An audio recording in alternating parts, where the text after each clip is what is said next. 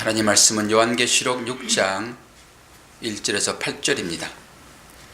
내가 봄에 어린 양이 7 중에 하나를 떼시는데 그때에 내가 들으니 네 생물 중에 하나가 우레소리같이 말하되 오라 하기로 이에 내가 보니 흰 말이 있는데 그 강자가 벌을 가졌고 명령을 받고 나와서 이고 또 이려고 하더라. 둘째 인을 떼실 때에 내가 들으니 둘째 생물이 말하되 오라 하니 이에 다른 붉은 말이 나오더라. 그 강자가 벌을 받아 땅에서 화병을 취하여 버리며 서로 시기하고 또 큰 칼을 받았더라. 셋째 인을 떼실 때에 내가 들으니 셋째 생물이 말하되 오라 하기로 내가 보니 검은 말이 나오는데 그 탄 자가 손에 저울을 가졌더라. 내가 내 생물 사이로부터 만난 소리를 들으니 이르되 한 데나리온의 일 한 대요 한 데나리온의 보리 석 대로다. 또 감람류와 포도주는 해치지 말라 하더라. 넷째 인을 떼실 때에 내가 넷째 생물의 음성을 들으니 말하되 오라 하기로 내가 봄에 청황색 말이 나오는데 그 탄자의 이름은 사망이니 음부가 그 뒤를 따르더라. 그들이 땅 4분의 1의 권세를 얻어 검과 흉년과 사망과 땅의 짐승들로서 죽이더라. 아멘. 대강절 셋째 주일을 맞이했습니다. 대강절은 어떤 날인지 아시죠? 예수님을 기다리는 그런 날이잖아요. 저는 늘 생각하기를 말씀만 전하고 나머지 부분들은 우리 사랑하는 성도 여러분들이 교회를 이끌었으면 좋겠다는 생각을 늘 갖습니다. 그러니까 그 말씀의 중심 어떤 사상에 의해서 나머지 부분들은 각자 성도님의 생각에 의해서 진행되면 되겠죠. 성탄 트리나 내지는 교회 장식 이런 것들도 저는 그렇게 생각을 합니다. 또 여러분들이 가지고 있는 달란트들이 많이 있기 때문에 제가 뭔가 이렇게 움직여서 해놓은 것보다는 여러분들이 감각을 하는 것이 훨씬 더 시대에 맞게 그렇게 할 수 있습니다. 우리 김재현 집사님과 김한나 선생님과 우리 아이들이 트리도 멋있게 이렇게 만들고 앞에 보시면 알겠지만 이런 것들이 다 제 생각이 아니라 선생님들 생각입니다. 주위에 이렇게 이제 꾸며지는 것들도 보게 되면은 오늘은 또 오윤숙 권사님이 또 이쁘게 이렇게 꾸미시더라고요. 여러분들 그거 하나하나 하면서 즐거움이 있어요. 뭐 제가 다 할 수도 있지만은 여러분들이 하시면서 뭔가 우리가 보람도 생기고 하는 거거든요. 제가 이제 그러니까 제가 뺏고 싶지는 않아요, 사실. 그래서 아이들에게 또 어떤 추억을 주고 싶어 가지고 성탄 트리를 한번 같이 꾸며 보세요. 이게 별것 아닌 것 같지만 아이들에게는 추억이 되고 열심히 기다리는 그런 마음들이 있는 것입니다. 이제 그런 의미로 우리가 1인 1사역이라는 주제를 가지고 시작을 했잖아요. 우리 모든 성도님들은 다 재능들이 있으니까 교회 봉사를 뭐 하든지 간에 한 가지는 내가 책임을 지고 하겠다. 이것이 하나님 예배에 어떤 틀을 갖추어지는 거거든요. 제가 이제 목마를 때는 물을 자주 먹지만은 물을 안 먹을 때도 있거든요. 근데 이거 하나가 귀한 사역이거든요. 이 사역을 우리 정원현 형제가 이걸 맡아서 이제 매주 하고 있는데 오늘은 따뜻하게 물도 더운 물로 이렇게 해줬거든요. 참 감사한 일입니다. 이게 마음을 쓰는 거거든요. 이런 거 하나하나가 교회 공동체의 성숙을 이해하는 것입니다.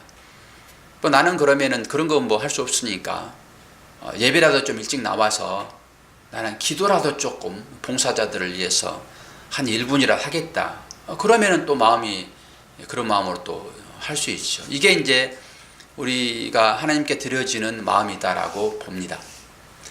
아이들의 간식을 위해서 일찍부터 나오셔가지고 헌신하는 사실 그런 분들의 손길들이 있기 때문에 우리 아이들이 커 나간 거거든요.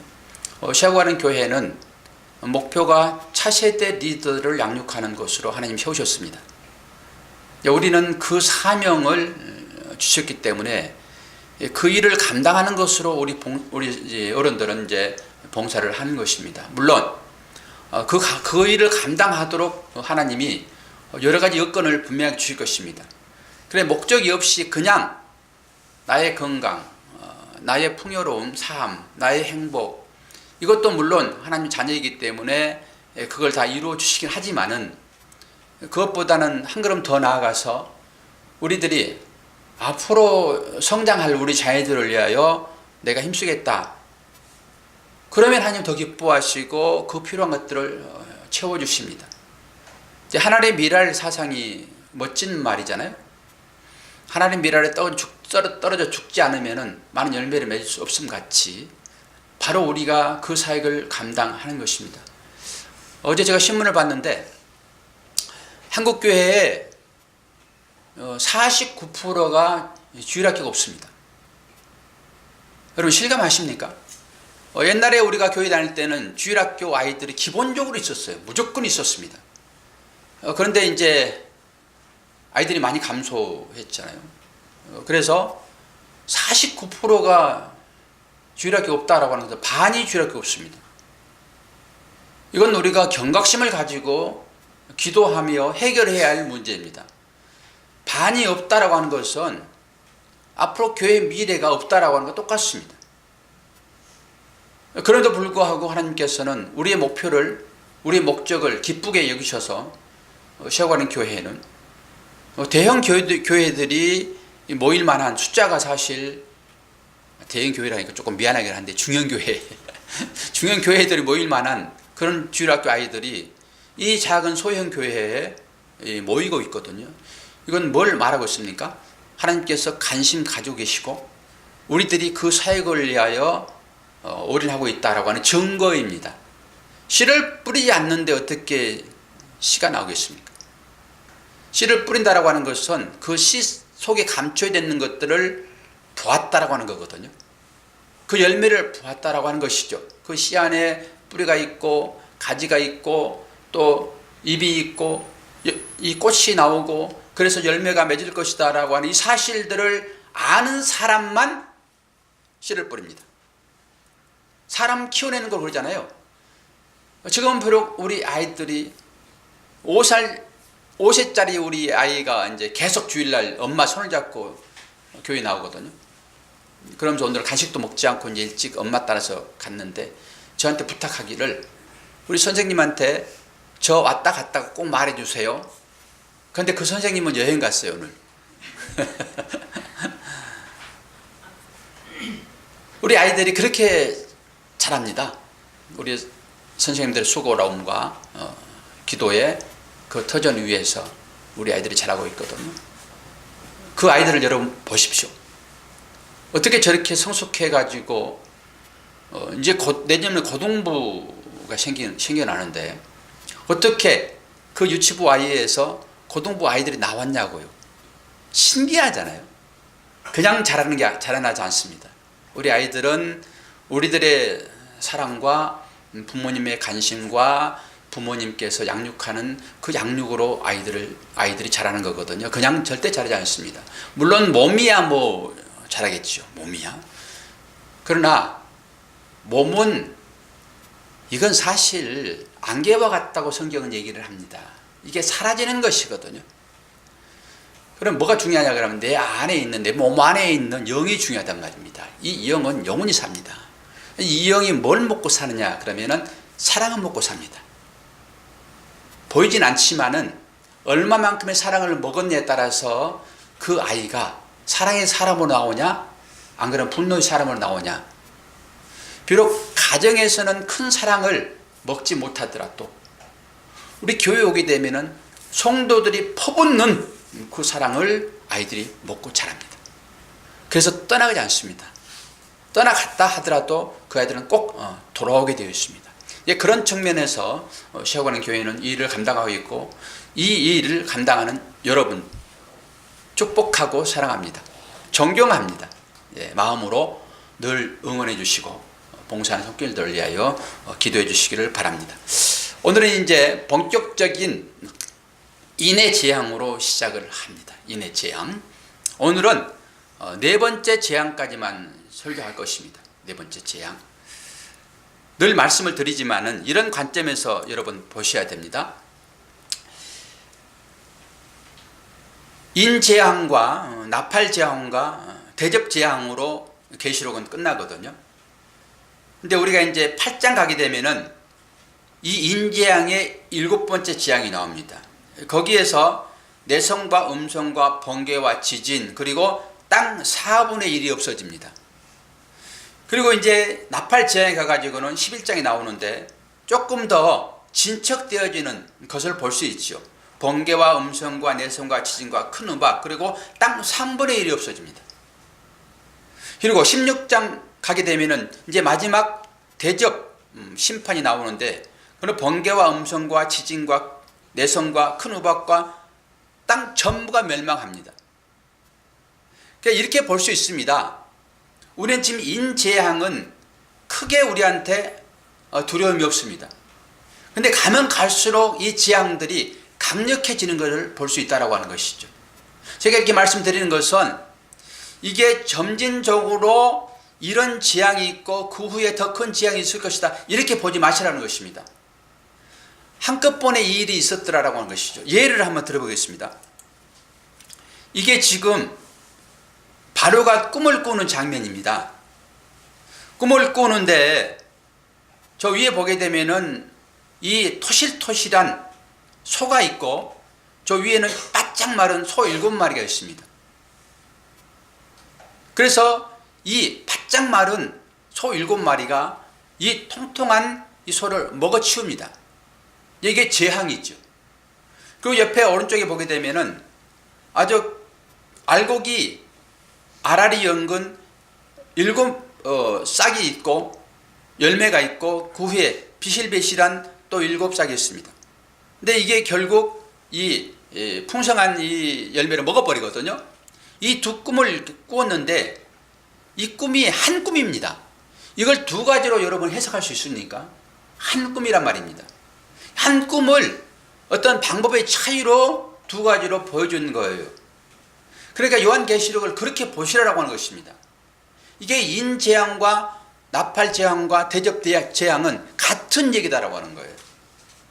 그러나 차이를 두고 점진적으로 더 강하게 이렇게 내려지는구나 이걸 보셔야지 이게 인재앙이 따로 있고 나팔재앙이 따로 있고 대접재앙이 따로 있다 이렇게 보지 마시기 바랍니다.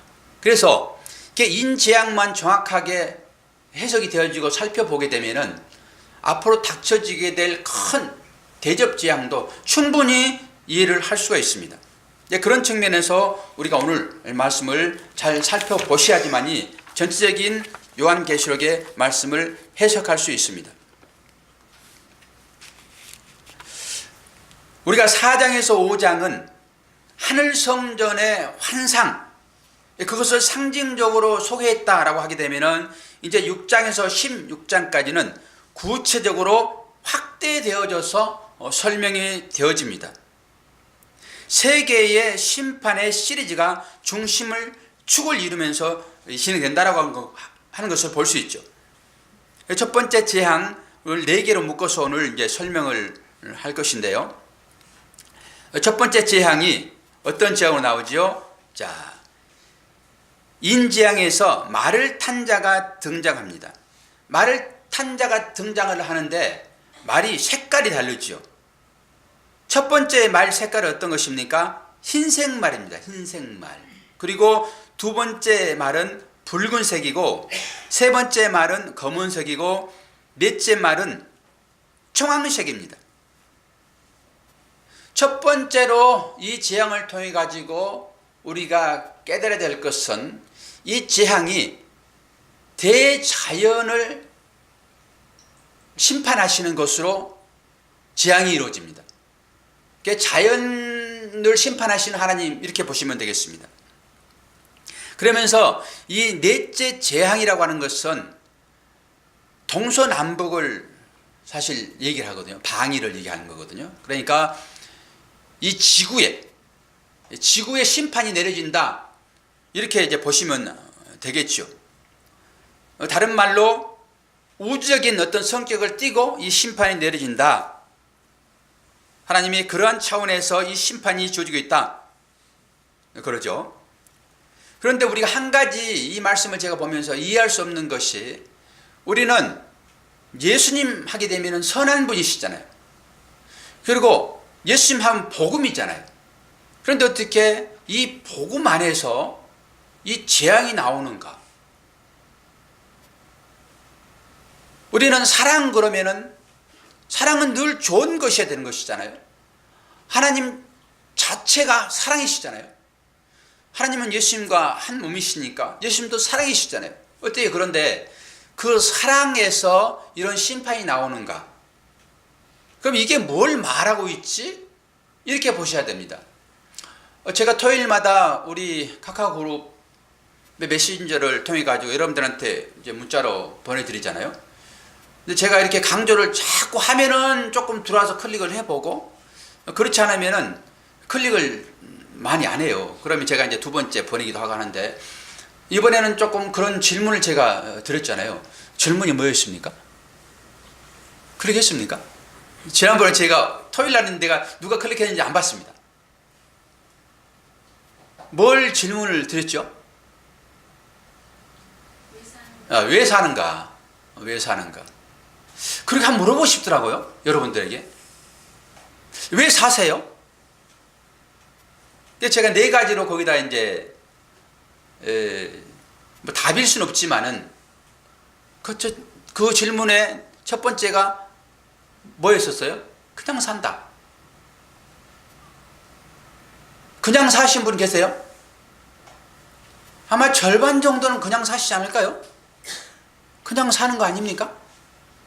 그리고 두 번째가 이런 질문을 드렸죠. 죽지 못해 산다. 무유사님 보셨습니까? 혹시 죽지 못해 사는 분 계세요? 이게 마지 못해 사는 거예요. 세 번째는 기억이 안 나고, 네 번째는 뭐죠? 구원받은 것에 대한 감사로 하나님의 영광을 위하여 산다. 여러분 마음속으로 한번 손을 들어보십시오. 첫 번째, 두 번째, 세 번째, 네 번째 중에서 어디에 자기는 속하고 있는 것 같습니까? 혹시 나는 4번에 속하고 있습니다. 그러신 분 당당하게 손 한번 들어보십시오. 예, 할렐루야. 한 분 계셔서 다행입니다. 한 분은 손 드시면서 갑자기 머리를 긁어버리시네.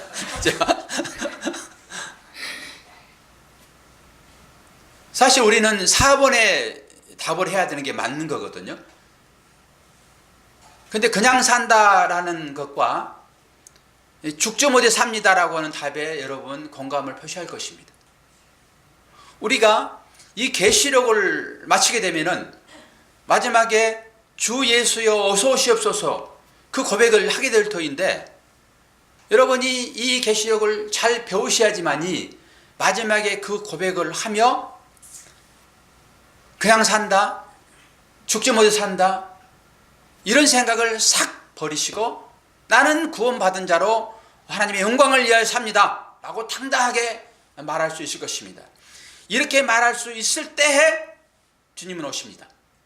그래서 그 마음 가운데 하나님의 평강과 사랑을 물 붓듯이 부어주실 것입니다.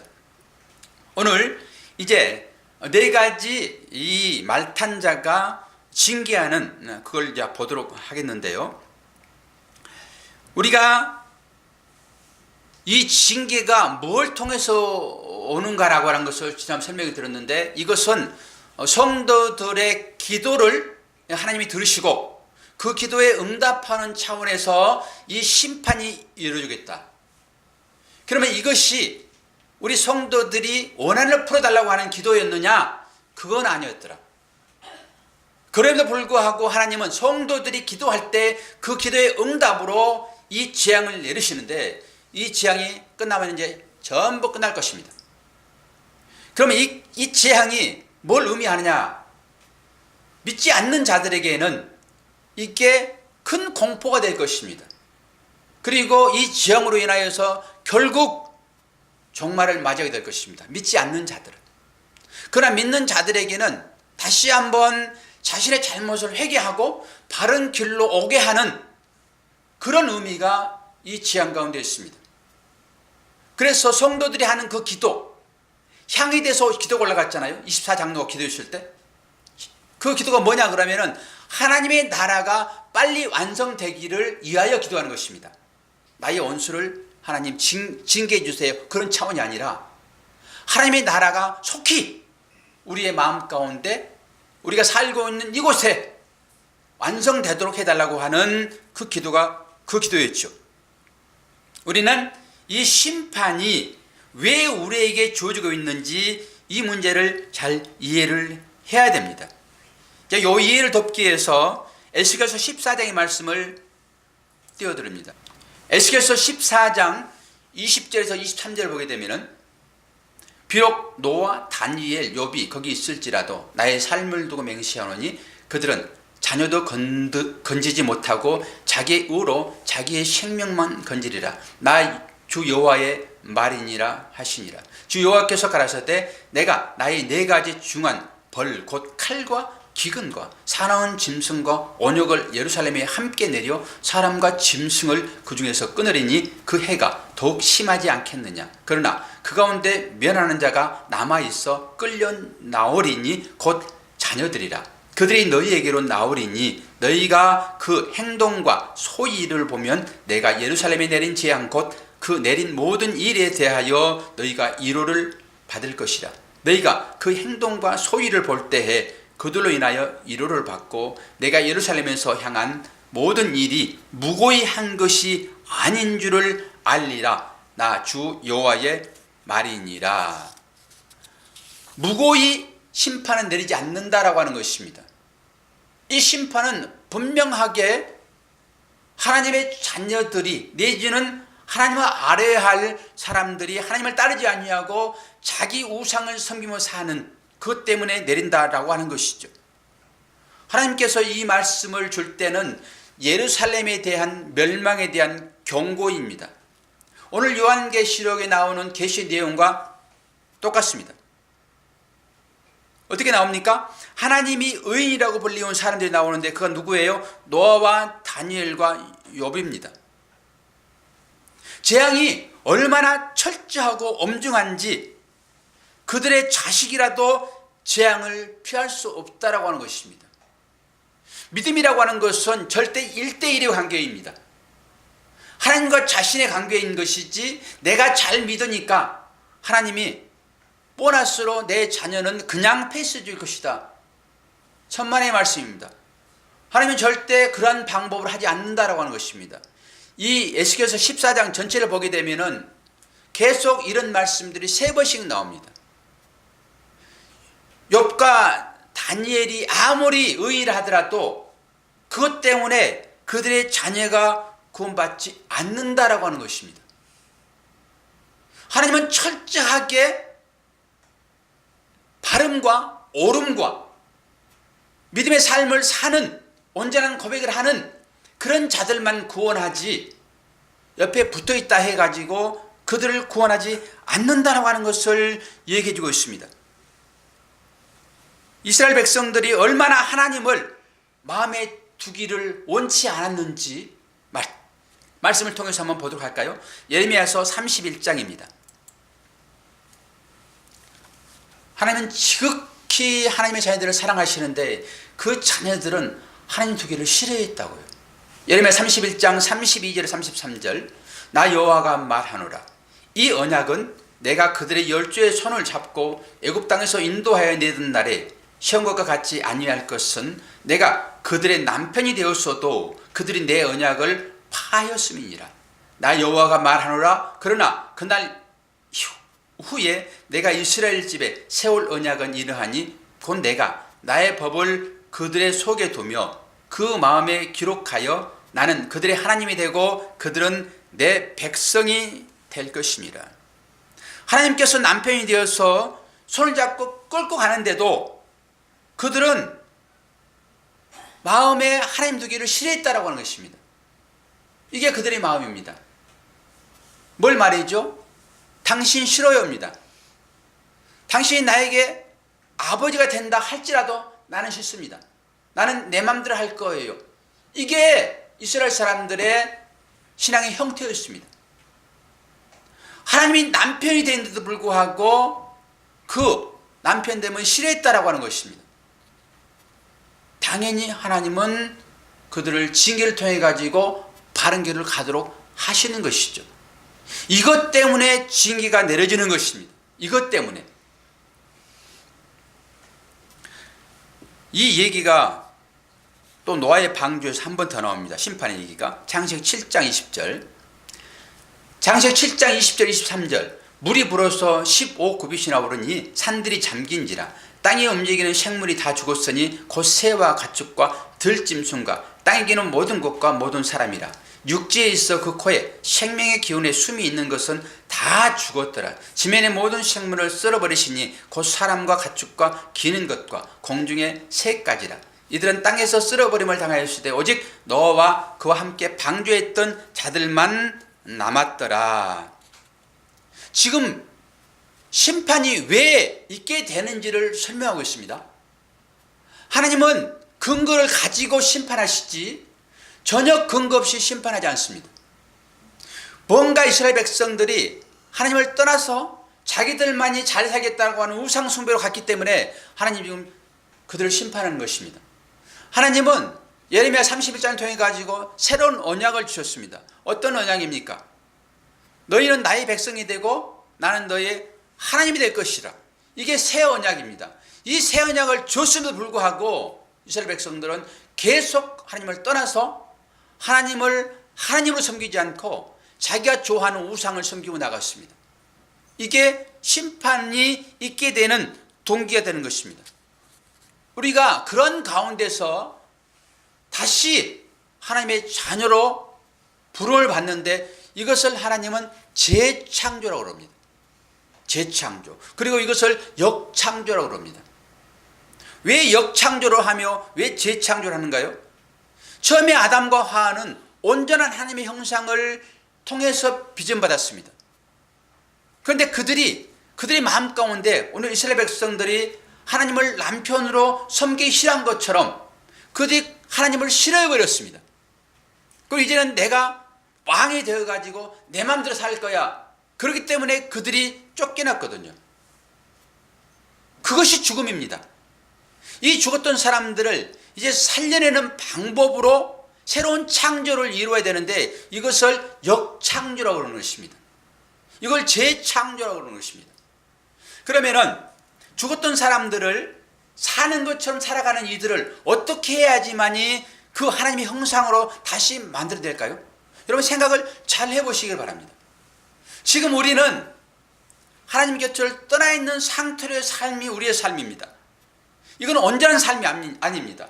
물론 우리가 신분적으로 운명적으로는 하나님의 나라에 벌써 다 구원받은 자로 정해져 있습니다.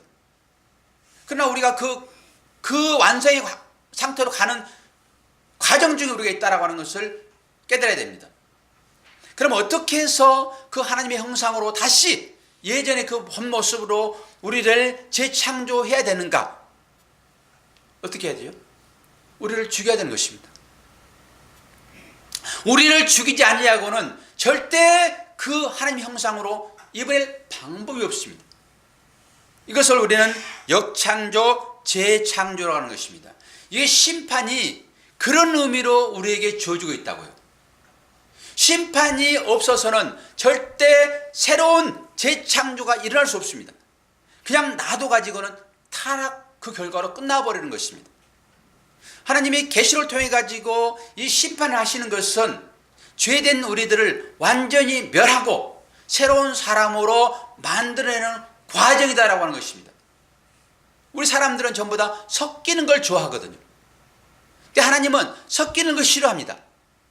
온전한 하나님의 생각을 가지고 살아야 되는데 우리는 이 생각 가운데 내 생각이 거의 지배하고 있습니다. 하나님의 생각이 다 물러났습니다. 이래 가지고는 하나님의 그 형상을 입어낼 방법이 없습니다.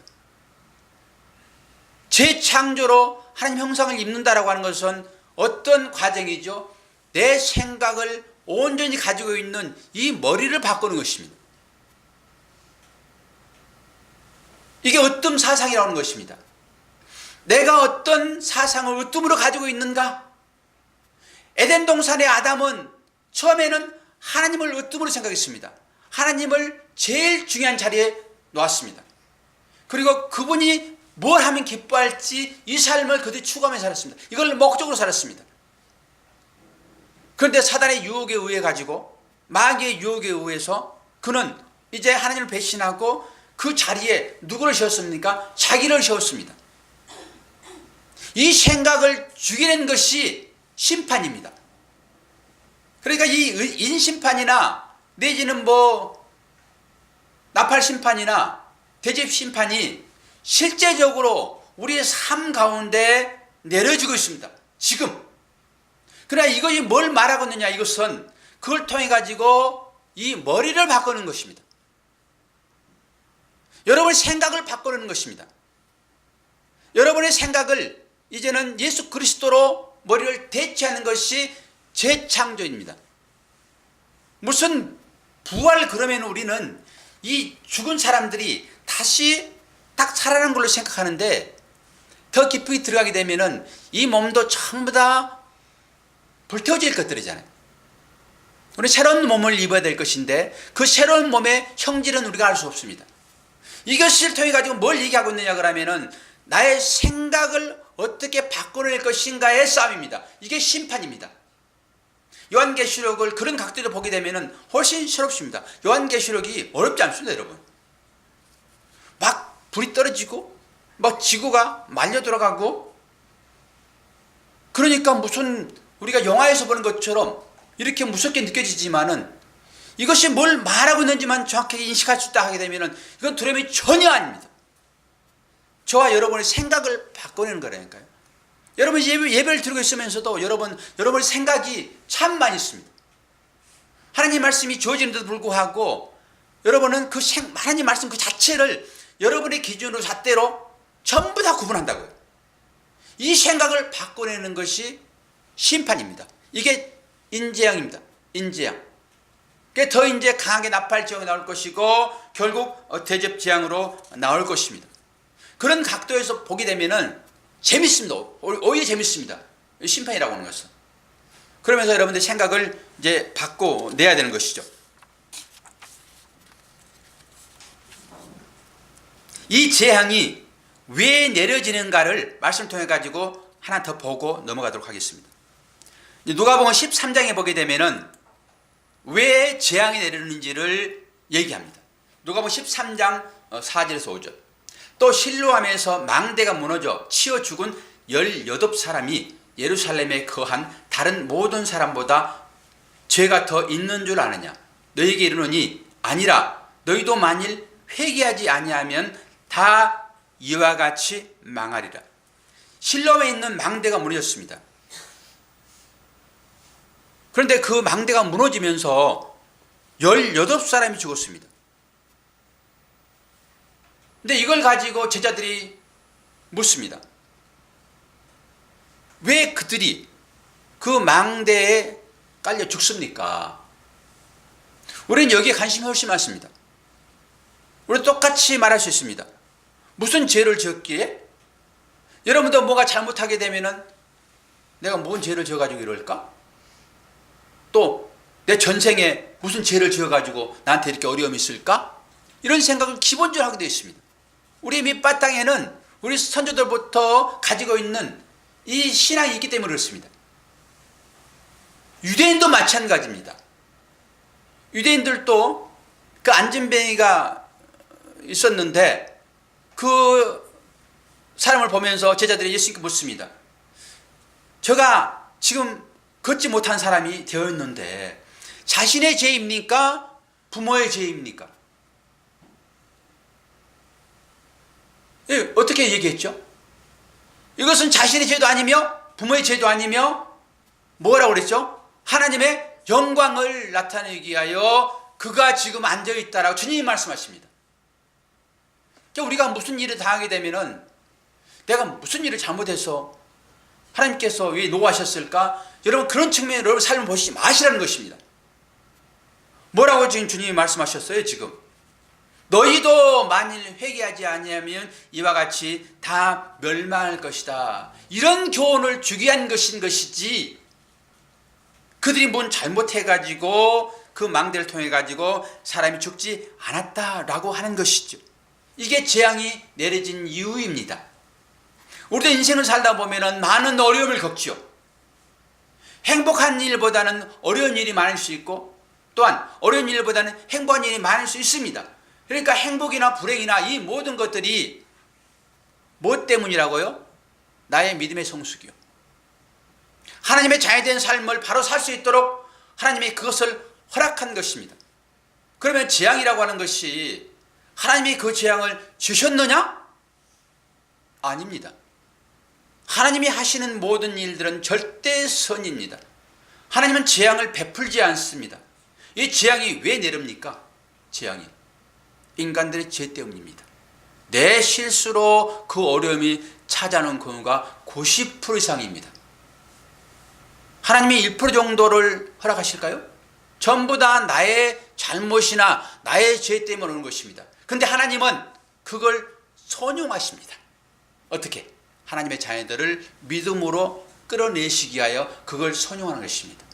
그렇기 때문에 우리가 혹시 우리의 실수로 인해 가지고 잘못한 일이 있더라도, 어려운 일을 만났더라도 하나님은 그 자체를 하나님의 자녀를 믿음으로 키워내는 그런 곳에 쓰인다라고 하는 것이죠. 자, 첫 번째 흰말이 등장하는데, 그 흰말을 타고 있는 사람이 뭘 가지고 있습니까? 활을 가지고 있습니다. 활. 그럼 말을 타고 활을 쏜다? 이것은 전투력이 갖춰지지 않으면 안 됩니다. 몽골 사람들이 그거 참 잘하더라고요. 이 말을 타면서 활을 쏘는 것은 쉽지 않습니다. 그럼 뭡니까? 그만큼 이 재앙이라고 하는 것은 심각하다라고 하는 얘기입니다. 심각하다. 사실 요한은 그 파르티아 병사의 모습에서 취해서 이 얘기를 쓰고 있다라고 보시면 됩니다. 사실 이 파르티아는 로마 제국에 치명적인 그런 피해를 입혔던 그런 나라인데, AD 60년, 70년경에 지속적으로 이 로마를 공격했던 나라입니다. 그 나라가 이 활을 가진 병사들이 많았습니다. 말을 타고. 그걸 생각하면서 이걸 쓴 거예요. 그러니까 이 요한이 쓰는 것은 현재 상태에 있었던 그걸 차용했습니다. 그리고 요한계시록은 구약을 알지 못하게 되면 요한계시록 풀어낼 방법이 없습니다. 구약을 많이 인용하잖아요. 저도 그 구약을 인용해가지고 이 말을 풀어드리고 있고, 요한도 마찬가지입니다. 구약은 다 일어난 일들이죠. 이게 현실적으로 지금 우리한테 일어나고 있는 일이며 앞으로 도래할 일입니다. 그러니까 그러니까 이루어졌다는 그것과 함께 그 아직이라고 하는, 이미와 아직이라고 하는 그 관점을 가지고 이걸 보셔야 됩니다. 이미 이루어졌으며 아직 진행되고 있다, 이런 관점에서 보셔야 됩니다. 그래야지 이해가 됩니다. 늘 이중적인 의미가 있다라고 하는 것이죠. 제가 이제 이 인재양은 가볍게 그냥 지나갔습니다. 그래서 이걸 설명하기 위하여 이제 서론을 길게 해서 이 재앙이 왜 내려오는지를 설명했습니다. 두 번째 이제 인 심판이 나오는데, 여기에 말 색깔이 어떤 것이죠? 말 색깔이 붉은 말입니다. 여러분들의 집중도를 좀 제가 이제 갖도록 하게 자꾸 질문하는 것이니까, 목사님이 또 자꾸 질문하기 시작하냐 그러지 마시고, 두 번째 말은 지금 뭐예요? 붉은색이다. 그런데 그 붉은 말을 타고 온 사람이 뭘 가지고 있습니까? 칼을 가지고 있습니다. 칼. 이 붉은색이라고 하는 것은 피를 상징하잖아요. 그리고 칼이라고 하는 것은 전쟁을 상징하는 것입니다. 우리 신약 사상에 있어서 이 헤렘 사상이라는 게 있습니다. 헤렘 사상. 이거는 여호수아에게 전쟁을 하라고 할 때 하나님께서 뭐라고 했냐 그러면은 전부 진멸해라 그랬습니다. 남녀노소 짐승할 것 없이 싹 죽여라. 이게 칼이라고 하는 헤렘 사상입니다. 칼이 등장하고 있습니다. 지금 앞으로 이게 점진적으로 이제 막 큰 우박이 떨어지며 막 자연적인 재해가 일어나겠지만 지금은 간단하게 그냥 이렇게 인재앙을 통해 가지고 간략하게 하고 넘어간다고요. 그러나 이 말 가운데는 앞으로 뒤에 나올 모든 말을 압축하고 있습니다. 북다라고 하는 것은 생명하고 연결되어 있죠. 칼을 통해 가지고 피 흘림이 있을 것이다. 이게 이제 두 번째 재앙이 얘기를 해주고 있습니다. 그리고 세 번째 이제 인 심판이 나오는데 거기에는 말 색깔이 어떤 것이죠? 검습니다. 검습니다. 그가 뭘 가지고 있습니까? 저울을 가지고 있습니다. 그러면서 이게 그 당시에 화폐 단위가 오늘 나와 있는 거거든요. 근데 그게 이제 하루 일당입니다. 그게 하루 일당. 근데 하루 일당을 가지고 밀 한 대를 삽니다.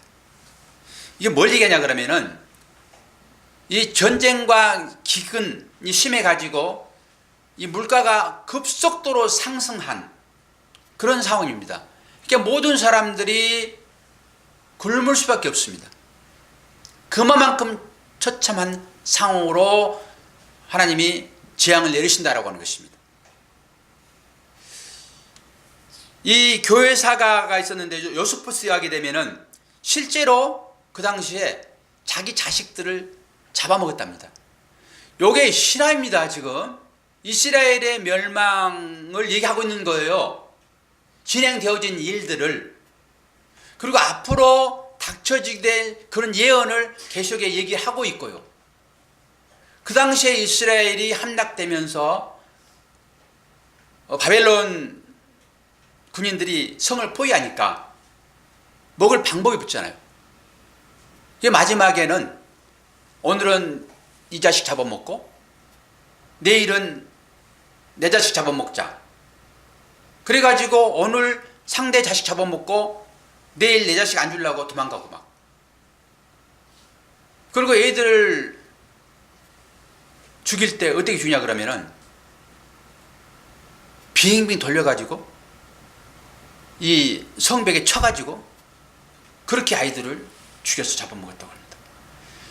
여러분, 부모의 사랑 그러니까 대단하게 얘기했지만은 자기 생명이 위기에 처하게 되면요 잡아먹습니다. 그 실험을 했다고 얘기하는데요. 부모의 사랑이 얼마나 큰가, 정말로 그런가라고 지난번에 제가 한번 말씀을 드렸는데 그 아이를 데리고 부모들 한 5명 정도를 일반 방에 넣어가지고 불을 떼기 시작했답니다. 불을. 처음에는 아이들을 보호하려고 그렇게 용을 쓰다가 마지막에 전부 자기 아이들을 바닥에 놓고 그 위에 올라서더라고요. 그러죠. 부모들이. 이게 인간입니다. 우리가 뭐 지금은 내 목숨처럼 자녀를 생각한다 하지만은 실질적으로 그런 일이 닥치게 되면은 자기밖에 없다. 자기밖에. 그러니까 이 아이들을 잡아먹지. 이게 실제입니다. 실제. 네 번째 이제 인재앙 심판 설명하고 마치겠습니다. 이 청황색 말에 나옵니다. 이것은 이제 사망이다라고 부릅니다. 이 심판을 의미하죠. 그에게 4분의 1의 권세가 주어집니다. 심판이 이루어진다라고 하는 것이죠. 피조 세계를 완전히 다 멸망을 하지 않습니다. 4분의 1만을 멸망을 합니다. 이게 전부 지금 전쟁과 기근으로 우리에게 닥쳐지고 있죠. 실제적으로 여러분 지금 얼마나 많은 지진들이 일어나고 있습니까? 그리고 많은 전쟁 소문들이 있고 지금도 전쟁이 이루어지고 있고요. 그리고 기근 때문에 먹을 게 없어가지고 얼마나 많은 사람들이 죽었는지 아십니까? 하나님은 절대적으로 모든 사람들이 욕심만 차리지 않으면은 자기 창고만 지어놓지 않고 그게 쌓지만 않으면 모든 사람들이 먹을 수 있도록 하나님은 그렇게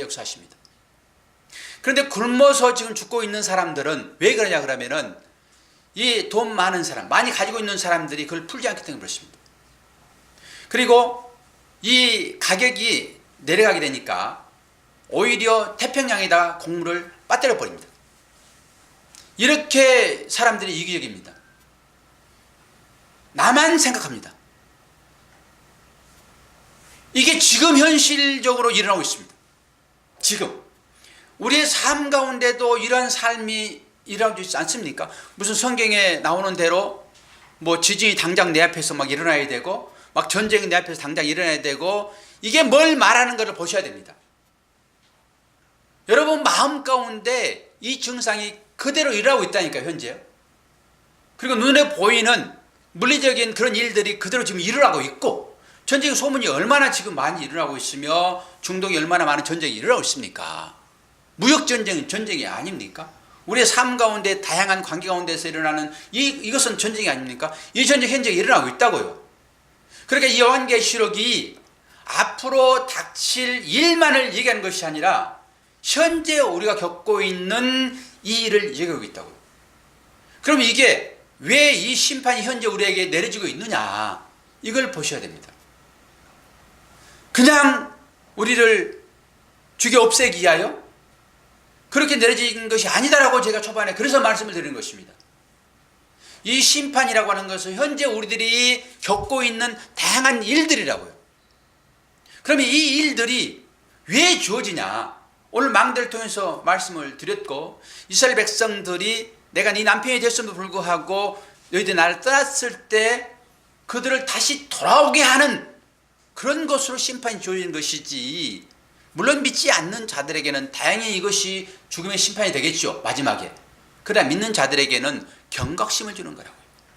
그렇게 요한계시록을 여러분들이 보면서 나는 지금 이 믿음의 현주소가 어디인가라고 보셔야 되는 것입니다. 그리고 깨어 계셔야 되는 거예요. 깨어서 우리의 삶을 다시 돌아봐야 되는 거예요. 하나님은 하나님을 떠나서 자기의 이익만을 챙기면서 살고자 하는 그 다람쥐라는 그것이 자꾸 앞에다 장애물을 놓잖아요. 그런데 여러분들이나 저는 장애물 놓아지게 되면은 이게 싫은 거예요. 열심히 달려나가야 되는데 왜 장애물을 놓으셔가지고 하나님 나를 넘어뜨리게 하십니까? 하나님 왜 그러세요? 심셀고준 영감처럼 왜 그러세요? 우리가 대부분 그렇게 하지 않습니까? 그러나 이 심판이라고 하는 것은 뭐라고요? 장애물을 넣은 것은 우리들이 내 욕심을 채우기 위해 달려가는 그 발걸음을 멈춰라라고 하는 것입니다. 계시록을 여러분들이 좀 잘 보시기를 바랍니다. 그러면은 여러분의 삶 가운데 다양한 모든 문제들을 해석할 수 있습니다. 우리는 택한 자녀인 것이잖아요. 자녀에게 권한을 준 것은 믿음을 고쳐 세우기 위하여예요. 너는 이제는 다른 남편 생각하지 말고 나를 남편 삼아서 함께 살자. 주님이 지금 그러고 계십니다. 그러니까 단순히 인지양, 나팔재앙, 대접재앙이 그냥 두려움으로 우리가 이걸 받아들이는 것이 아니라 이것이 나에게 지금 현실적으로 뭘 말하고 있는지를 여러분들이 길을 열고 보셔야 되는 거예요. 여러분 한 분 한 분이 교회인 것이잖아요. 그래서 이 재앙을 우리가 배우기 전에 7 교회, 모든 교회에게 주시면서 마지막에 교회마다 주시면서 마지막에 뭐라고 그랬어요? 귀 있는 자는 성령이 교회에게 주신 말씀을 들을지다. 그래서 그 얘기를 하는 것이에요. 여러분이 설교를 들으시면서 여러분의 개인의 교회라고요. 그러니까 뒤에 어떤 말이 나올 것인데 그 말이 어떤 것인지를 제발 좀 깨달아라. 그냥 무서워 벌벌 떨지 말고 너희들 나의 자녀인데 떨 일이 뭐 있어? 내가 아버지 심정으로 지금 해초를 들고 너희들을 바르게 키워내는 그 과정 중에 있는데 왜 무서워 떨어? 제발 나의 마음을 좀 알아줘. 이것이 귀 있는 자는 들을지어다예요. 내 말 제발 좀 알아다오. 이 아버지가 자녀를 향한 이 마음 제발 좀 알아다오. 그런 의미로 귀 있는 자는 성령이 교회에게 주신 말씀을 들을지어다요. 단순히 그냥 엄포라라고 생각하지 마시고 재앙이 너무 무섭네라고 생각하지 마시고 현실적으로 나에게 주는 이 말씀이 어떤 말씀입니까? 나의 삶에 지금 당해져 있는 이 일들이 뭘 말하고 있는지를 깨달아 아시라고. 현실적으로, 현세적으로 여러분들에게 주시는 하나님의 따뜻한 사랑의 메시지입니다. 요한계시록 열때 겁날 일은 아닙니다. 이게 전부 사랑의 메시지예요. 얼마나 하나님이 여러분을 사랑하고 있는지를 보게 될 것입니다. 그렇게 귀가 열리기를 축원합니다.